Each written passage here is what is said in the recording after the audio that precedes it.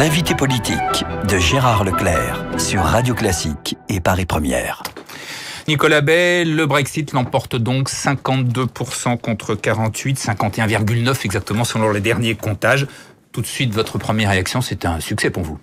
Oui, c'est d'abord un succès pour le Royaume-Uni, pour les Anglais. C'était un grand moment de démocratie pour les Britanniques. Le débat de la campagne a vraiment eu lieu sur les grands enjeux de l'Union européenne, sur les grands échecs aussi de l'Union européenne. 72% de participation. Les Britanniques se sont passionnés pour ce débat. Et le résultat est, comme vous venez de le souligner, Gérard Leclerc, sans appel. Près de 52% des Britanniques souhaitent non pas de sortir de l'Europe, mais de sortir de l'Union européenne. Et je crois que c'est là qu'est toute la différence. Il s'agit finalement de saisir cette opportunité pour refonder l'Europe différemment en construisant une Europe respectueuse de la souveraineté des nations et de la liberté des peuples. Les Britanniques ont toujours été plus prudents que leurs voisins sur la construction européenne. Ils n'ont été ni dans Schengen ni dans l'euro. Aujourd'hui, à nouveau, ils montrent la voie. Ils montrent la voie aux autres nations européennes en montrant que finalement une autre Europe est possible. Non pas cette Europe technocratique, tentaculaire, entre les mains d'une Commission européenne qui sert les intérêts de la grande finance, mais une Europe respectueuse des spécificités de chacun, une Europe des coopérations. Mais vous le dites vous-même, déjà ils n'étaient pas dans Schengen, ils n'étaient pas dans l'euro, et maintenant ils sortent de... Qu'est-ce qui reste de l'Europe? Vous dites qu'il faut reconstruire l'Europe, mais quelle Europe? Mais encore une fois, l'euro et Schengen, je pense, sont emblématiques des échecs de l'Union européenne. Oui, mais ils n'étaient pas dans... Oui, dans justement, je crois que malgré le fait qu'ils n'avaient pas, disons, les effets les plus pernicieux de l'Union européenne, eh bien malgré tout, ils considèrent que c'est un échec et ils ont parfaitement raison. Je crois que maintenant, il faut en tirer les conséquences. Il faut organiser, bien sûr, un référendum sur cette question en France. Voilà, donc... Il n'appartient pas de demander pour les autres pays européens. Je crois d'ailleurs que, comme l'a souligné à l'instant Guillaume Tabar, à chaque fois depuis 2005 que des nations européennes ont l'occasion de s'exprimer par référendum, à chaque fois, elles critiquent totalement cette Union européenne dont elles ne veulent plus, en tout cas sous sa forme actuelle. Donc, il est urgent de faire en sorte que la voix des peuples soit respectée, que la voix des Britanniques qui vient de s'exprimer soit respectée, et que, contrairement à ce qui s'est passé en 2005 de façon absolument scandaleuse, où les Français avaient rejeté le texte qui était proposé, eh bien le même texte quasiment à l'identique a été adopté ensuite par voie parlementaire. Eh bien, il faut en finir avec ce fonctionnement totalitaire, antidémocratique d'une Union européenne qui ne marche pas. Donc, Nicolas Bay, clairement, vous demandez un référendum en France pour que la France sorte elle aussi de l'Union européenne. Encore une fois, il s'agit de demander un référendum pour que les Français puissent s'exprimer, et nous pensons, nous, en effet, qu'il faut renégocier de fond en comble la construction européenne et sortir de l'Union européenne sous sa forme actuelle. Encore une fois, on nous avait vendu l'Europe. Sauf que vous dites sous sa forme actuelle, mais on ne comprend pas quelle autre forme pourrait prendre l'Europe. Justement, c'est une Europe où ce ne serait pas les commissaires européens qui décident de tout, ce serait une Europe où les nations... Mais si chaque pays décide de son côté, il n'y a plus d'Europe, par définition. Bien sûr que si, c'est une Europe à la carte, c'est une Europe des coopérations, c'est-à-dire, il faut bien le dire, la seule Europe qui fonctionne. Aujourd'hui, on a une Union européenne qui n'apporte pas l'emploi, elle apporte le chômage de masse, elle apporte la dérégulation totale, elle apporte l'immigration massive, parce que Schengen est un échec total et qu'il n'y a aucune maîtrise des frontières extérieures de l'Europe. La Grande-Bretagne n'était pas dans Schengen, donc c'est le problème de l'immigration, ne se pose pas de la même façon. Quand même, parce que dans la mesure où il n'y a pas de contrôle, les frontières sud de l'Europe sont des passoires, les populations viennent sur le continent et ensuite elles sont évidemment à proximité pour venir en Grande-Bretagne. Donc ils sont quand même concernés par l'immigration massive et en l'occurrence par une véritable submersion migratoire, en particulier depuis 1 an ou 1 an et demi. Mais encore une fois, il s'agit de construire l'Europe différemment. L'Europe qui marche, c'est l'Europe d'Ariane et d'Airbus, c'est-à-dire des coopérations industrielles. Ça n'a rien à voir avec une Union européenne qui se mêle de tout et qui finalement crée plus de problèmes qu'elle n'en résout. Vous avez parlé d'un grand moment de démocratie en Grande-Bretagne. Il y a beaucoup d'observateurs qui disent au contraire, c'était une série de mensonges sur l'immigration, sur l'europhobie, sur cette idée que tout se décide à Bruxelles par des technocrates, etc. Oui, mais c'est la réalité, Monsieur Leclerc. Vous savez très bien, on a vu dans la campagne que finalement ceux qui ont fait campagne pour le Brexit, eh bien, ont utilisé des arguments rationnels. Et c'est vrai qu'en face, on n'entendait pas beaucoup d'arguments rationnels. Et on a vu d'ailleurs, y compris en France, que beaucoup essayaient d'abord de jouer sur les peurs, d'effrayer les Britanniques. C'est pas plutôt les partisans non, du Brexit qui jouaient sur les peurs. Non, je crois pas du tout. Quand ils mettaient en avant sans arrêt les flots d'immigrés, etc., de réfugiés. Non, mais c'est bien la peur, ça, non? Mais c'est évidemment un vrai sujet.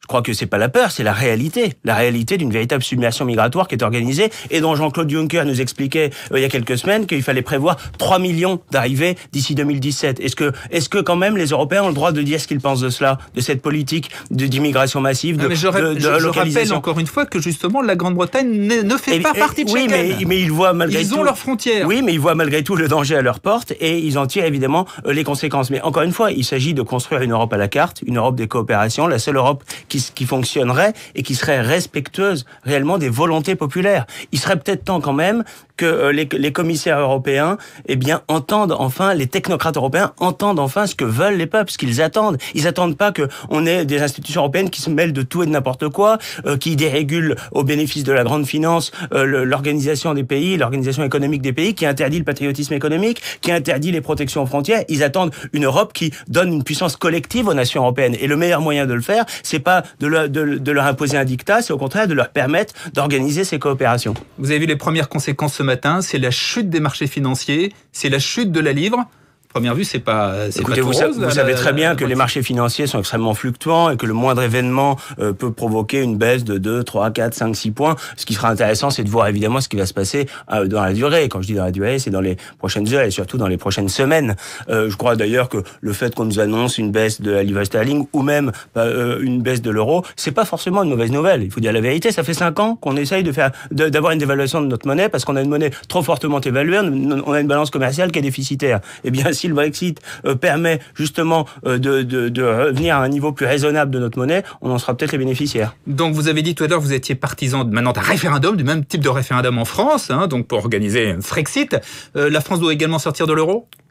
Je crois que la France doit organiser surtout l'évolution d'un euro-monnaie unique qui ne fonctionne pas et qui dessert nos intérêts. On n'est plus dans le sujet de savoir... C'est pas très clair. On reste ou on reste pas dans l'euro ? Je crois qu'il faut organiser... Parce que déjà, ça paraît difficile de sortir de l'Europe en restant dans l'euro. Oui, bien sûr, mais je crois qu'il faut surtout transformer...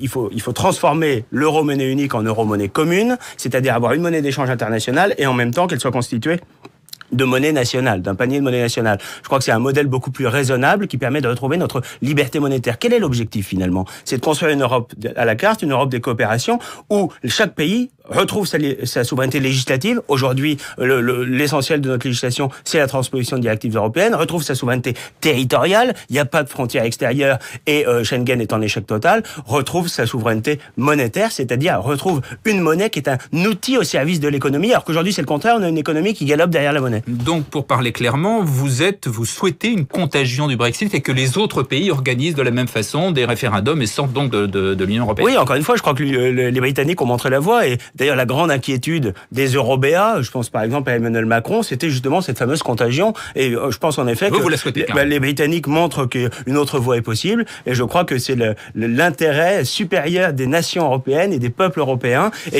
d'emboîter le pas et de s'orienter vers une construction européenne totalement différente et enfin respectueuse des peuples. Alors, vous savez qu'à l'inverse, il y a les partisans de l'Europe disent, il y a au moins un avantage, peut-être, d'un mal peut sortir un bien, c'est-à-dire que le frein que représentait la Grande-Bretagne pour aller plus loin dans l'Europe, maintenant, va disparaître, et donc on va aller plus vite vers une Europe plus fédérale, plus intégrée. Oui, mais je crois que, encore une fois, c'est exactement le contraire de ce qu'attendent les peuples. C'est pas seulement les Britanniques qui se sont exprimés de façon très claire hier soir.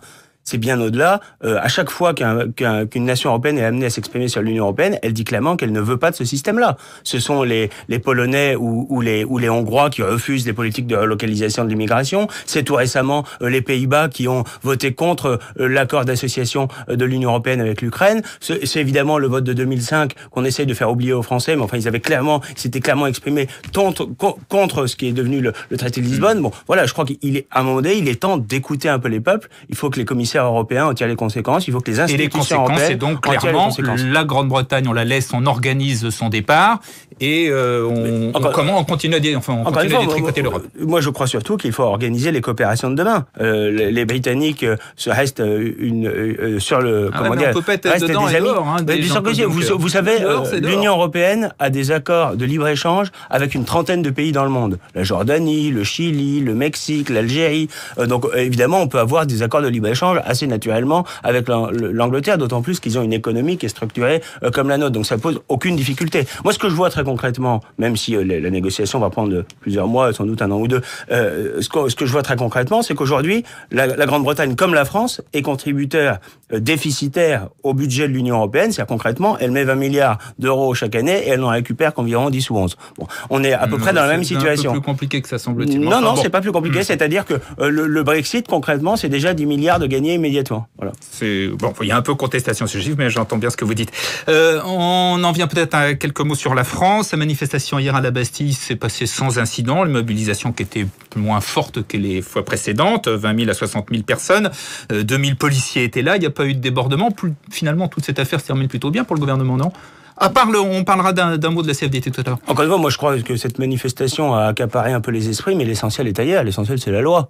Finalement, on a deux factions assez marginales, assez minoritaires qui s'opposent. Le gouvernement d'un côté, qui est rejeté par 85% des Français, et de l'autre, la CGT, qui, il faut bien le dire, est très peu représentative, 2,6% des salariés dans notre pays. Mais la vraie question, c'est la loi El Khomri. Personne n'en veut. Ni les salariés, ni les patrons.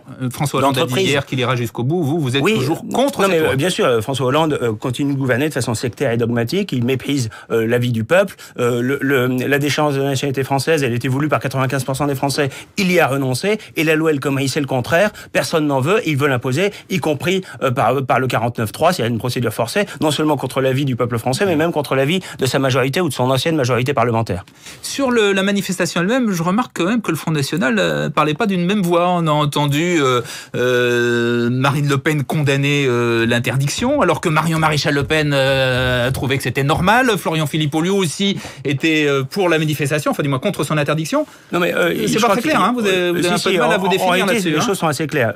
La manifestation, nous sommes attachés au droit de manifester, ce qui n'est pas le droit de bloquer ou de casser. Je rappelle que le droit de manifester. Marion Maréchal Le Pen voulait l'interdiction de manifestation. Encore une fois, ce qu'avait exprimé Marion Maréchal Le Pen et d'ailleurs Marine Le Pen il y a quelques semaines, c'est que quand on est dans une situation d'état d'urgence, on pourrait très bien imaginer que ce soit une situation très ponctuelle où un certain nombre de manifestations publiques, dont des manifestations de ce type, ne soient pas autorisées à ce moment-là. Mais aujourd'hui, on voit que le gouvernement utilise l'état d'urgence en permanence depuis des mois et des mois, alors que c'est un cadre juridique, pour finalement ne rien en faire. Et là, il serait absolument inacceptable que l'état d'urgence soit utilisé pour justifier la restriction d'un certain nombre de libertés publiques, dont le droit à manifester. Il y a un autre référendum ce week-end en France sur l'aéroport de Notre-Dame-des-Landes. Le Front National, il fait quoi? Il vote oui ou il vote non? Il vote contre l'aéroport de Notre-Dame-des-Landes. Je crois que c'est fait partie de ces projets. Avec la gauche de la gauche et les écologistes. Je crois surtout qu'il y a aussi beaucoup de nos compatriotes qui ont bien compris, notamment dans cette région, pour ceux qui sont directement concernés, que cet aéroport n'a pas beaucoup d'intérêt, que ça a un intérêt peut-être pour les concessionnaires comme Vinci qui vont en tirer beaucoup d'argent, mais la réalité c'est que l'aéroport de Nantes-Atlantique ne tourne pas encore du tout à plein régime. Il a à peu près 6 millions de passagers annuels, il pourrait monter sans problème à 9 à 10 millions, donc il n'y a aucune nécessité de construire Notre-Dame-des-Landes. Où est Marine Le Pen? Que fait-elle? On n'entend pas beaucoup. Écoutez, vous l'entendrez ce matin, puisqu'elle va faire une grande conférence de presse. Vrai, mais depuis quand même, vous admettez avec moi que depuis quelques semaines, quelques mois, elle est très je crois qu'elle est venue sur votre antenne il y a quelques semaines, en l'occurrence, mais Marine Le Pen, c'est vrai, avait fait le choix, après les régionales, depuis 4-5 mois, de raréfier un petit peu sa parole publique pour aller directement au contact de nos compatriotes, pour préparer, pour mûrir ce qui sera son projet présidentiel. Marine Le Pen, vous le savez, est en tête de toutes les intentions de vote à la présidentielle. Notre objectif, c'est bien sûr qu'elle l'emporte et ensuite qu'elle ait une majorité à l'Assemblée nationale. Et donc, un peu loin du brouhaha médiatique, eh bien, elle travaille depuis plusieurs mois à ce projet alternatif pour la France, parce qu'aujourd'hui, nos compatriotes n'en peuvent plus de la gauche qui échoue dans tous les domaines. Ils n'ont pas envie de revenir vers Sarkozy et Juppé, les candidats d'hier et d'avant-hier qui ont totalement échoué. Eh bien, plus que jamais, le Front National représente une alternative. Selon un récent sondage Elab pour Radio Classique, elle est quand même devancée par Alain Juppé, largement 39 contre 26. Écoutez, on verra ce qui restera d'Alain Juppé après ça la vous inquiète pas, il y a pas de la droite. Encore une fois, Marine Le Pen est donnée en tête dans la plupart des enquêtes d'opinion. En toute hypothèse, elle est qualifiée pour le second tour, et dans certains cas, elle pourrait l'emporter au second tour. Donc aujourd'hui, le jeu est très ouvert. Moi, ce que je vois surtout, c'est que nous sommes unis et rassemblés derrière Marine Le Pen, alors que la droite est fracturée avec 14 candidats, ce qui est totalement ridicule, et d'autant plus qu'on n'assiste pas, s'agissant des Républicains, à un débat d'idées. On assiste à un débat d'ego, des guerres d'ambition, qui sont honnêtement assez indécente et à des années-lumière des préoccupations des Français. Merci Nicolas Bay. Merci dans quelques instants, le flash de Sophie Paolini, avant la revue de presse et accord des accords. On reviendra sur le Brexit avec Nicolas Dungan, directeur du Royal Institute of International Affairs à Londres, et Robert Baker, fondateur des Conservateurs de France. Merci, au revoir. Merci.